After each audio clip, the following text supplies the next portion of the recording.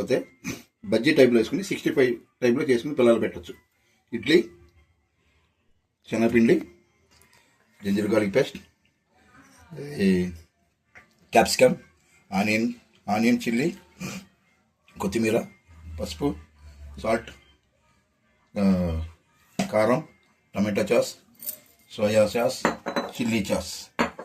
ఇప్పుడు ఇంగ్రీడియంట్లోకి వెళ్ళిపోతాం డీప్ ఫ్రై చేయడానికి. అదేంటి వాము, లైట్గా సోడా ఉప్పు కలిపాం అంతే. ఇక ఇడ్లీ ప్రాపర్స్లో